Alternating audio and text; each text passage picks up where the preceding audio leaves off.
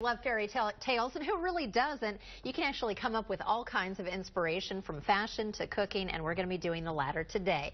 Tori Dodson from the Metropolitan Community College, she's an instructor here to help us make some creative treats. Thank you so much for being here today. Thank you for having me. And we were talking a little bit about all the different fairy tales in the commercial break, and I asked you what your favorite fairy tale was, and you had to think about it there for a second. What is your favorite fairy tale? I'd probably say Snow White, probably because it's just one of the first ones I heard when I was younger, and I just really like it. And we'll be doing something with that later. Oh, so stay tuned. Now, we're going to do something that's related to Cinderella, which is one of my favorite fairy tales. Well, the new movie came out not too long ago, and so the kids that were in my class were very excited to do stuff with it. So I figured my favorite characters in Cinderella are the mice, and so we'll be making some mice with that. And it's really easy. Of course, if you have a peanut or nut allergy, this is not necessarily something you can do at home, but it's really simple. You do a cup of peanut butter, and I'll let you get your hands dirty in a minute. The kids like that the most. Oh, okay.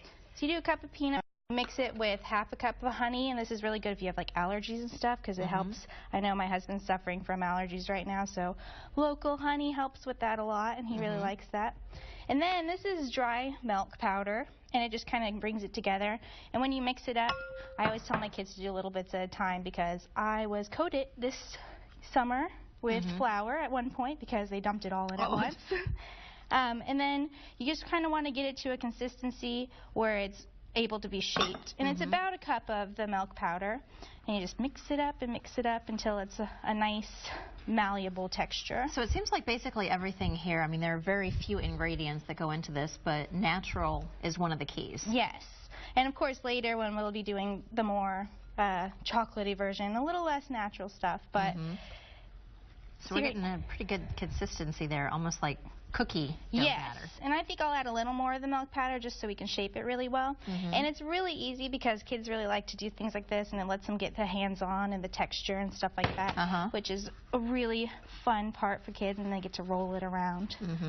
So how easy is this? And you know, I'm not even using a whisk, which some kids don't like to do because it gets all caught in there. I'm just using a spatula. All right.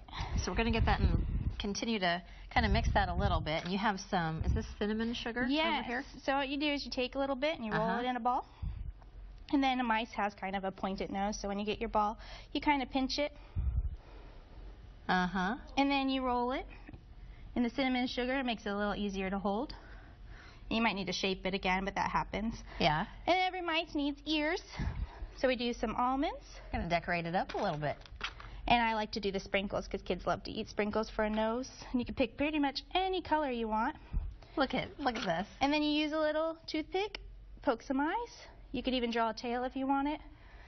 You let it sit in the fridge for about an hour, and then they're nice and firm, and kids can grab them and go. But they'll eat them really quickly if you're not careful. And real quickly over here, you have some wands. Yes, this is all inspired by Cinderella, and as you know, Cinderella has a fairy godmother, and so we did some wands. And I noticed that when you put some sprinkles, because again, everybody loves sprinkles, in when you're making your Rice Krispie treats, it gives them a nice pop. And then just because it's summer and you want to be a little healthier, you can put some fresh fruit. You could even cut out the wand part with watermelon if you want it all healthy and no sugar in there that's not natural. So wonderful. Or if you don't want to do the big one, you can just do a skewer. A skewer, an alternating that looks one. Like a wand. Yes. Tori, thank you so much. Some wonderful options, tasty treats here for the summer. Alexis. Still ahead, we're helping you plan a summer vacation.